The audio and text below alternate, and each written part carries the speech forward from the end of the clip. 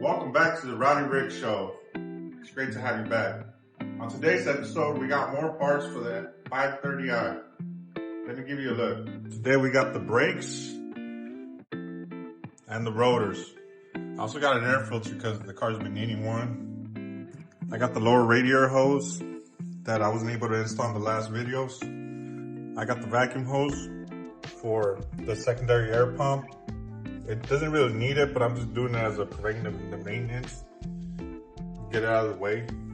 I got the coolant level sensor and the coolant temperature sensor. I also picked up a nice brass bleeding bolt for the expansion tank. And we're gonna try to get all this done today on the 530i. As you can tell, it's already dark. Over here in California, it gets dark around 5:30 now for some reason. But yeah, let's get this started.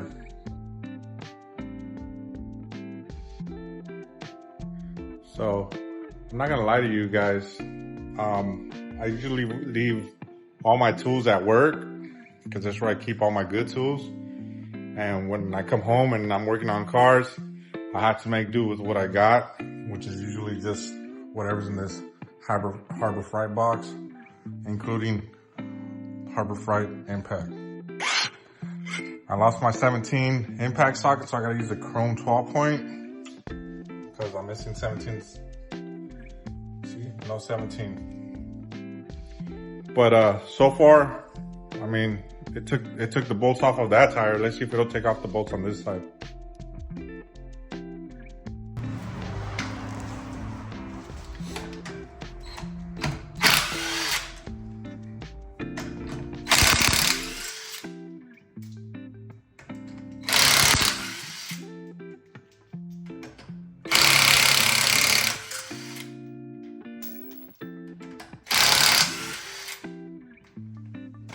I guess it was able to do it.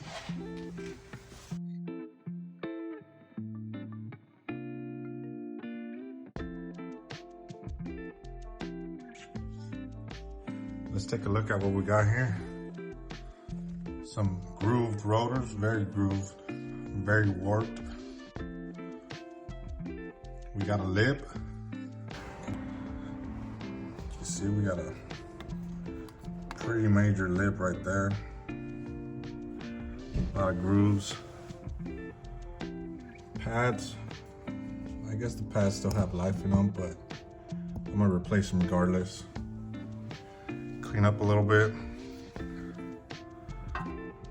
The brake, the wear brake sensor, as you can see, it's tore up, ripped, and just spliced together so the light doesn't go on. Seems like a pretty easy job though. We'll most likely get it done within a couple minutes. But I'm gonna put you on the time lapse just on removing some stuff real quick. These brakes were pretty simple.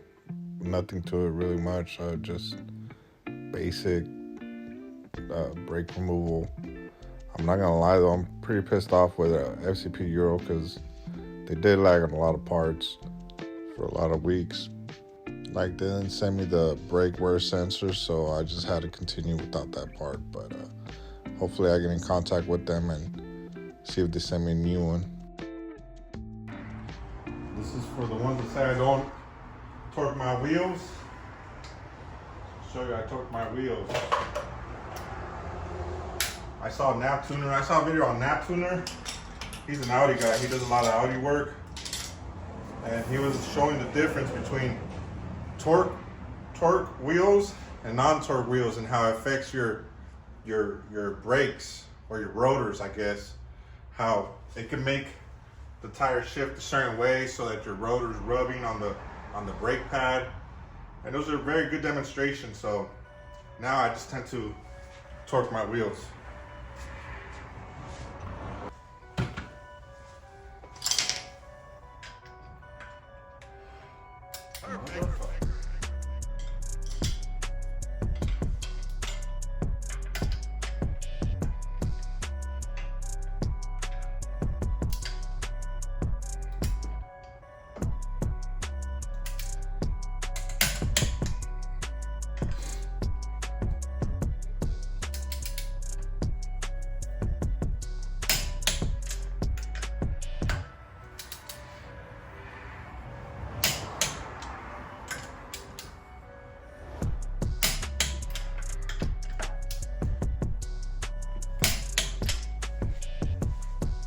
Also, let me just give you a quick tip on how to take this spring lock off, because some people might not know how. So this is for those that don't know how. It's quite simple. You just put a flathead right here in between the rotor and the spring. You just push forward. And that's it. It comes out easily. Also, for the lock on the rotor, you're gonna need a hex head, 6mm. Fits right in there. And you just unbolt it. Luckily, these ones ain't like rusted on there bad or anything. This one's actually come out pretty easy. Just come a quick little snap, quick little snap-a-roo. And they come out like nothing. Cake work. And for the back of the caliper, the slide pins, you're also gonna need another hex head. It's gonna be a size 7 hex head. They usually have caps on the back. Mine are missing them. I didn't replace the brakes last. I don't know who did. So they just didn't put them on. And usually I just go based off of feel. I don't really have to look. You just find it and do it off of pure instinct, I guess you could say. Same for the bottom.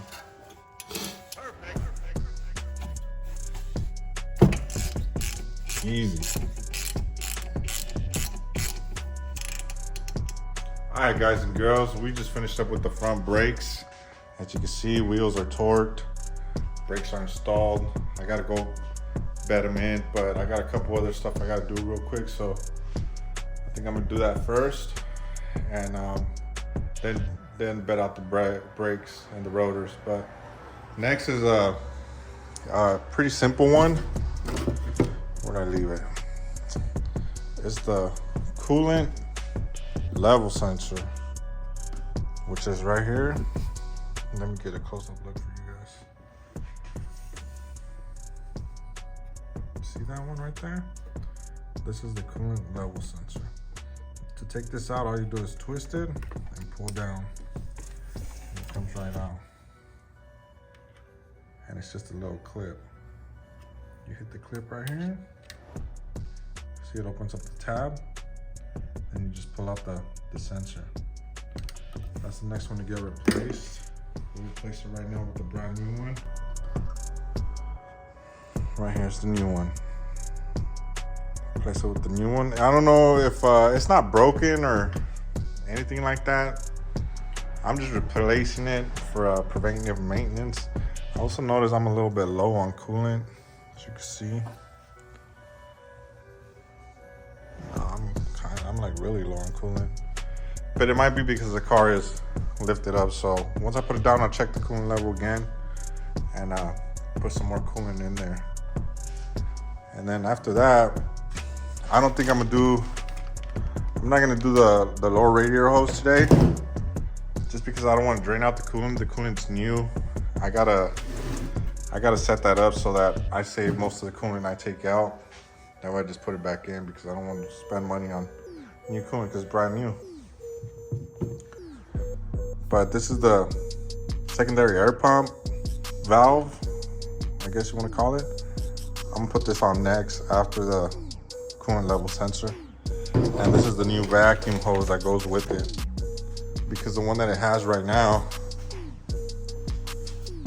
right here, it's very brittle, cracked.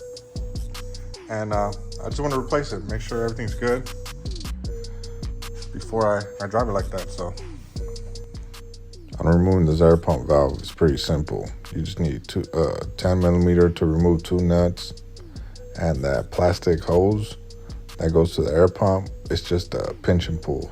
So you just pinch it good, make sure you hear it click before you pull it out. You don't want to break it.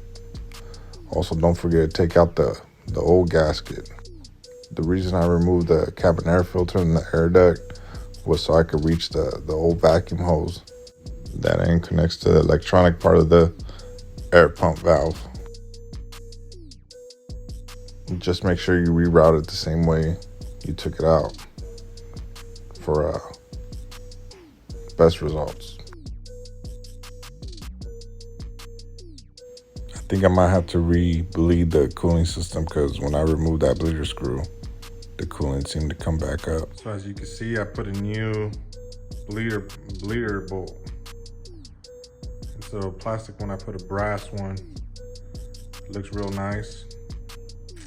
I might need a new radiator shroud, but that'll be another time. And there's also the new secondary air pump valve, looking nice and fresh. Right here, we're just doing the finishing touches. It's the air filter, jacking the car back down. I'm about to take it out for a test drive, make sure everything's working proper.